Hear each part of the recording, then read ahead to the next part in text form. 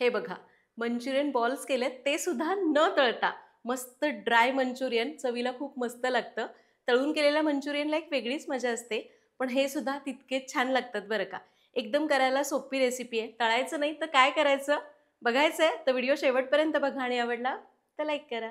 नमस्कार, सरिताच्या स्वयंपाकघरात तुमचं खूप मनापासून स्वागत. आज आपण काय करणार आहोत तुम्हाला समजलंय. आपण करणार आहोत व्हेज मंचुरियन, ते सुद्धा मंचुरियन बॉल्स न तळता, आणि तरी सुद्धा छान क्रिस्पी होतात. मला माहिती आहे थोडंसं कॉम्प्रोमाइज करावं लागतं, पण येस, तुम्हाला कमी तेलातलं खायचं आहे तर ही रेसिपी तुमच्यासाठी. तुम्हालाही माहिती आहे सरिताज किचन म्हणजे अचूक प्रमाणात परफेक्ट रेसिपी ज्या तुम्ही पहिल्या प्रयत्नात करायला शिकता. त्यामुळे व्हिडिओला लाईक नक्की करा. रेसिपीला सुरुवात करूया.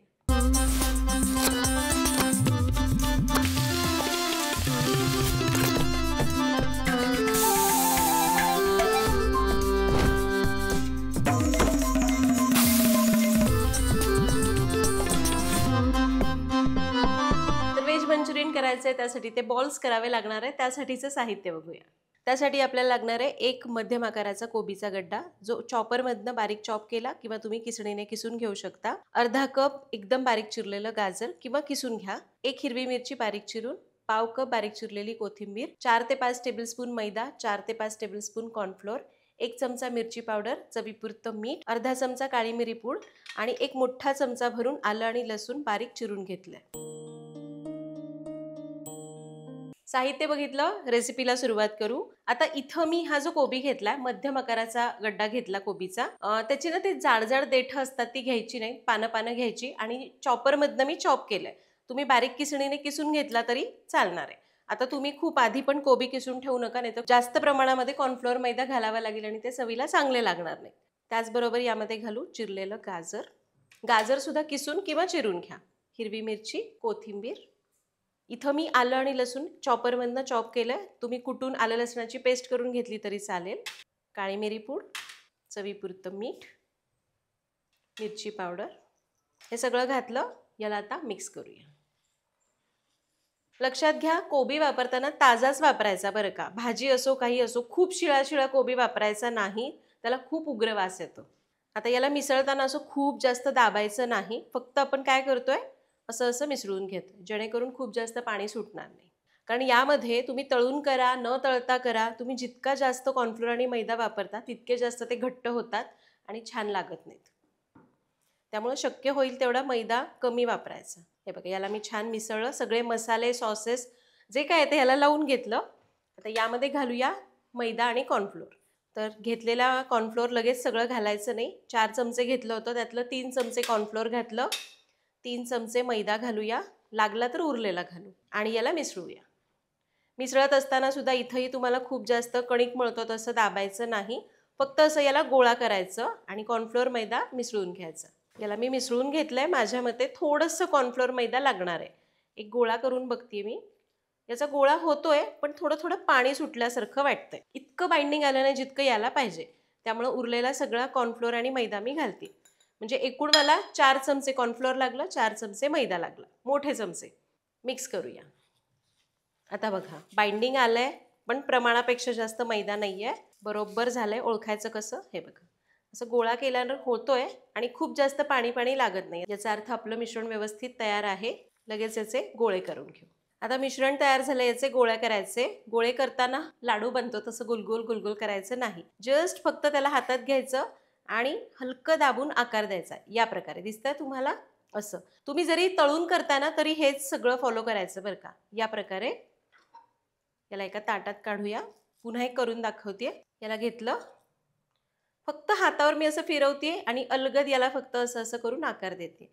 याने काय होतं ना, गोळे खूप असे घट्ट बांधले जात नाहीत आणि त्यामुळे ते व्यवस्थित स्टीम होतं आणि खाताना असं एकदम घट्ट लागत नाही. आता छोटे करायचे बरं का. जेव्हा स्टीम करून करतो ना त्यावेळी लहान करायचे. सगळे गोळे असेच करूया. हे बघा, सगळे मंचुरियन बॉल्स करून घेतले. आता इथे कढईमध्ये पाणी उकळायला ठेवलंय. त्यावर आपल्याला ही चाळणी ठेवायची. चाळणीला थोडंसं तेल लावून घेऊया. आपली साधी चाळणी असते तशी घेतली तरी चालेल. यावर आपल्याला हे बॉल्स ठेवायचे.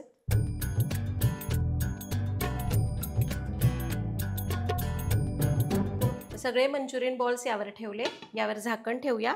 सुरुवातीला 5 मिनिटं गॅस मोठा ठेवा, त्यानंतर कमी करा. असं एकूण आपल्याला सुरुवातीचे 5 मिनिटं मोठ्या आचेवर आणि नंतरचे 5 ते 7 मिनिटं मध्यम आचेवर वाफवून घ्यायचं आहे. तर एक 10 ते 12 मिनिट आपण याला वाफवलं. हे मस्त वाफवलेले आहेत. अशी शाईन आली की समजायचं हे वाफवलेत. हे बघा हे असे झालेत. आत्ता हे असे थोडे मऊ मऊ लागतात, पण गार झाले की त्यांना छान एक फर्मनेस येतो, घट्ट होतात. आणि मग आपण पुढची प्रोसेस करूया. गॅस बंद करू, याला पूर्ण गार करून घेऊ. आणि हे बघा हे पूर्ण गार झालेले आहेत. फक्त हे थोडेसे खाली फ्लॅट होतात, पण चवीला तर तसेच लागतात. याला मोकळं करून घेऊया. हे असे तयार होतात. हे बघा अगदी तुम्हाला हे गोळे करायचे नाहीत. तुम्ही वडी कशी करतो कोबीची तसं थापा पातळ आणि त्याला चौकोनी कापलं तरी चालेल. तर हे झालेलं आहे. आता एक मोठी कढई तापत ठेवली, त्यामध्ये घेऊया 4 चमचे तेल. हे आपलं सरिताज किचनचं लाकडी घाण्याचं तेल आहे, जे शुद्ध पारंपरिक आहे, ज्यामध्ये आपण केमिकल्स वापरत नाही. एकदा जरूर वापरून बघा. ऑर्डर करण्याची लिंक डिस्क्रिप्शन बॉक्समध्ये दिलेली आहे. तर तेल तापलंय. आता आपण काय करूया, डायरेक्ट फोडणी नाही द्यायची. तर हे मंचुरियन बॉल्स आहेत ते आधी थोडेसे शॅलो फ्राय करायचे, म्हणजे वरून थोडा क्रिस्पीनेस येतो आणि मग ते चवीला छान लागतं. 2 बॅचेसमध्ये थोडे थोडे करून फ्राय करूया. तर हे मंचुरियन बॉल्स मी असं मोठ्या आचेवरच छान फ्राय केले. काढून घेऊया. आणि आता उरलेले असेच तळू. आणि आपले सगळे हे मंचुरियन बॉल्स मी तेलातनं शॅलो फ्राय करून घेतलेले आहेत. आता याची फोडणी करू. तर ह्याचा मसाला ग्रेव्ही करायची, त्यासाठीचं साहित्य बघूया. तर त्यासाठी आपण घेतलाय 1 टेबलस्पून बारीक चिरलेला लसूण, 1 टीस्पून चिरलेलं आलं, थोडीशी हिरवी मिरची अशी उभी चिरून घेतली आहे, थोडासा पातीचा कांद्याचा पांढरा भाग पातळ कापून घेतला, 1 चमचा टोमॅटो सॉस, 1 चमचा सोया सॉस, 1 चमचा रेड चिली सॉस, 1 चमचा व्हिनेगर, अर्धा चमचा काळी मिरी पूड, चवीपुरतं मीठ आणि 1 चमचा कॉर्नफ्लोअर. सोबतच आपल्याला थोडी हिरवी शिमला मिरची लागणार आहे आणि थोडीशी कांद्याची पात. आता फोडणीसाठी जे तेल आपण मंचुरियन फ्राय केले त्यातलं थोडं तेल उरलं होतं ते घेतलंय. परत जास्तीचं 2 चमचे तेल घेतलं. यामध्ये घालूया लसूण. आता इथं आपल्याला एक लक्षात ठेवायचंय, गॅस अजिबात लहान करायचा नाही, मोठाच ठेवायचा आहे. लसूण, आलं, हिरवी मिरची आणि पातीच्या कांद्याचा पांढरा भाग. हा नसेल तर तुम्ही सरळ याच्यामध्ये कांदा घातला तरी चालेल. मोठ्या आचेवर परतूया. 1 मिनिटच परतायचं आहे, फार असं नाही. मोठ्या आचेवर परतलं की छान ते क्रिस्पी राहतात. आता यामध्ये घालूया शिमला मिरची, थोडासा पातीचा कांदा म्हणजे कांद्याची पात. मोठ्या आचेवर 2 मिनिटं परतायचं.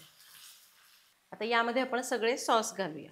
Red chilli sauce, tomato sauce, soya sauce आणि व्हिनेगर. याला परतूया. याला आपण परतून घेतलं. हे बघा हे असं मस्त परतत आलंय. थोडा वेळ मी गॅस कमी करते. आता आपण जे कॉर्नफ्लोअर घेतलं होतं त्याची स्लरी करायची आहे. ते एका बोलमध्ये काढलं, त्यामध्ये घालायचे पाणी. याला व्यवस्थित मिक्स करू. कॉर्नफ्लोअरच्या गुठळ्या मोडून घेऊ. आपली कॉर्नफ्लोअरची स्लरी तयार झाली. या मसाल्यामध्ये घालायची आणि याला 2 मिनिटं परतायचे, जेणेकरून ही कॉर्नफ्लोअरची स्लरी शिजली जाते आणि चव चांगली येते. याला मस्त परतलं. आता यामध्ये घालायचे चवीपुरतं मीठ. मंचुरियनमध्ये मीठ आहे, या मसाल्यापुरतं थोडं मीठ घातलं, थोडी कांद्याची पात घातली, काळी मिरीपूड घातली. याला आता थोडं मिक्स करायचं आहे मिनिटभरासाठी. आणि मग यामध्ये घालूयात शॅलो फ्राय केलेले मंचुरियन बॉल्स. गॅस मोठाच ठेवू आणि 2 मिनिटं परतून घेऊ. वरून भरपूर कांद्याची पात घालायची आणि आपले हे न तळता केलेले मंचुरियन तयार झाले. गरमागरम सर्व करायचे. हे मी म्हणणार नाही अगदी तळून केलेले असतात तसेच लागतात, पण तुम्हाला न तळता करायचे असतील तर हा एक खूप चांगला पर्याय आहे. अगदी म्हणजे तुम्हाला खायचीच इच्छा आहे पण तळून काही करायचं नाही आहे, तर ही रेसिपी तुमच्यासाठी. तर तुम्ही सुद्धा या पद्धतीने नक्की करून बघा. तुम्हाला जर वाटलं ना ते शॅलो फ्राय पण करायचे नका करू. तुम्ही फक्त ते स्टीम बॉल असतात ना पूर्ण गार करा आणि आपण जो नंतर तडका केला की नाही सगळं शिमला मिरची वगैरे घालून त्या सॉसमध्ये हे टाकायचं, परतायचं. झाले मंचुरियन तयार. जसं हवं तसं तुम्ही करू शकता. करून बघा, कमेंटमध्ये सांगा. बघा किती भारी दिसत आहेत, म्हणजे याच्याकडे बघून वाटत नाही की हे आपण न तळता केलेलं आहे. करून बघा. भेटूया पुढच्या भागात. धन्यवाद.